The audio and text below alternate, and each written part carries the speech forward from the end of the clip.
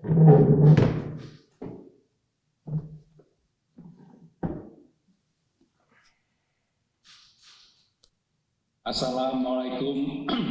warahmatullahi wabarakatuh.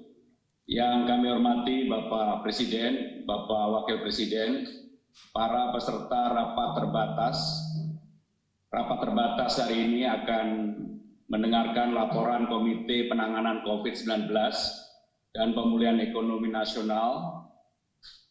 Bapak Presiden, kami laporkan rapat terbatas ini secara terbuka diikuti oleh teman-teman media dari kantor Presiden. Kita akan memulai dengan arahan Bapak Presiden. Kepada Bapak Presiden, dipersilakan. Bismillahirrahmanirrahim. Assalamualaikum warahmatullahi wabarakatuh. Selamat pagi, salam sejahtera bagi kita semuanya. Yang saya hormati Bapak Wakil Presiden, Bapak Ibu sekalian, peserta ratas pagi hari ini. Sebelum nanti laporan dari komite, saya ingin menekankan beberapa hal yang untuk menjadi perhatian kita semuanya. Yang pertama, perlu saya ingatkan kembali bahwa keputusan-keputusan dalam merespon penambahan kasus di provinsi, kabupaten maupun kota, saya minta semuanya selalu melihat data sebaran. Kemudian yang sudah berkali-kali saya sampaikan, terapkan strategi intervensi berbasis lokal, strategi pembatasan berskala lokal, baik itu di tingkat RT, RW, di tingkat desa, di tingkat kampung, sehingga penanganannya lebih detail dan bisa lebih fokus.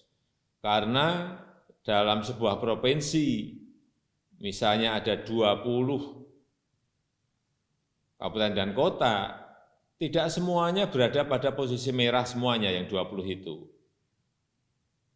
Sehingga penanganannya tentu saja jangan digeneralisir. Di sebuah kota atau di sebuah kabupaten pun sama. Tidak semua kelurahan, tidak semua desa, tidak semua kecamatan juga mengalami hal yang sama, merah semuanya, ada yang hijau, ada yang kuning, itu memerlukan treatment dan perlakuan yang berbeda-beda. Oleh sebab itu, sekali lagi, strategi intervensi berbasis lokal, strategi intervensi untuk pembatasan berskala lokal ini penting sekali untuk dilakukan. Baik itu manajemen intervensi yang dalam skala lokal maupun dalam skala komunitas. Sehingga sekali lagi jangan buru-buru menutup sebuah wilayah, menutup sebuah kota, menutup sebuah kabupaten, dan kalau kita bekerja berbasiskan data, ya langkah-langkah intervensinya itu akan berjalan lebih efektif dan bisa segera menyelesaikan masalah-masalah yang ada di lapangan. Sekali lagi, manajemen penanganan klaster-klaster transmisi lokal ini yang perlu ditingkatkan, terutama di 8 provinsi yang menjadi prioritas yang sudah sejak 2 bulan yang lalu saya sampaikan. Dan yang kedua, dalam rangka pengendalian COVID, pemerintah juga terus harus bekerja keras meningkatkan angka kesembuhan.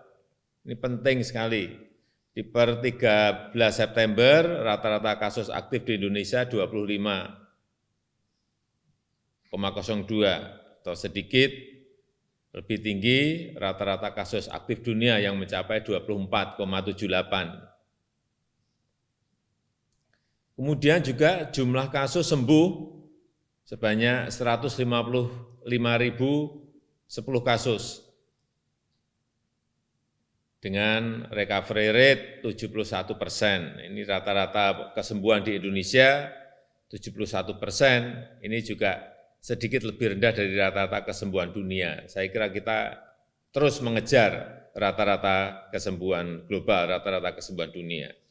Yang ketiga, pemerintah juga harus terus bekerja keras untuk menurunkan angka kematian.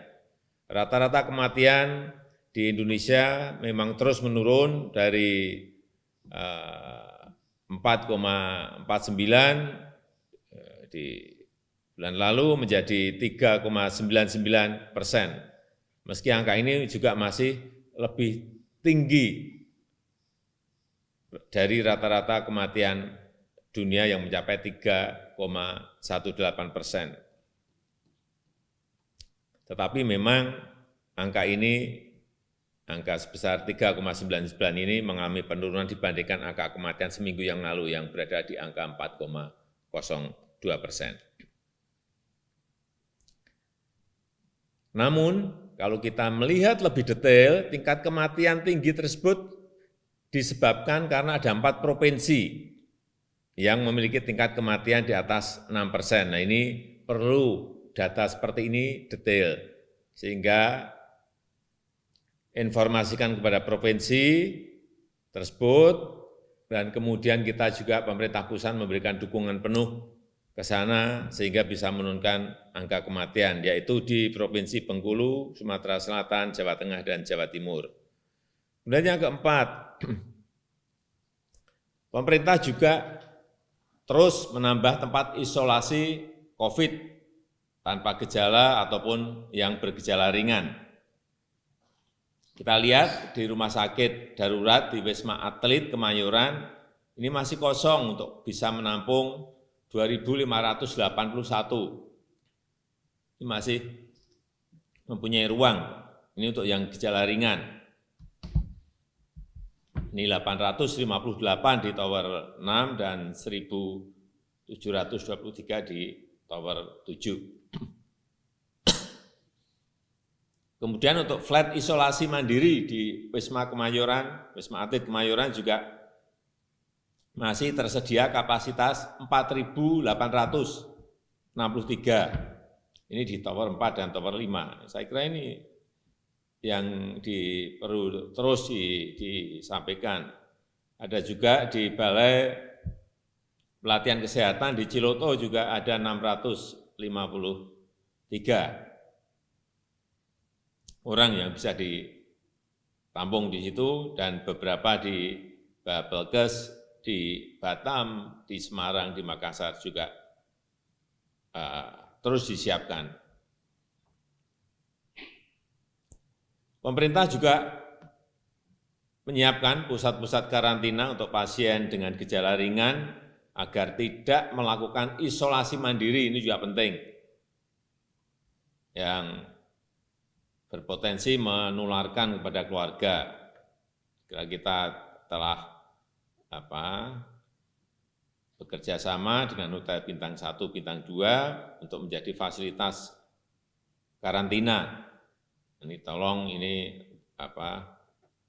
juga disampaikan, ada 15 hotel Bintang 2 dan 3 di Jakarta dengan kapasitas 3.000.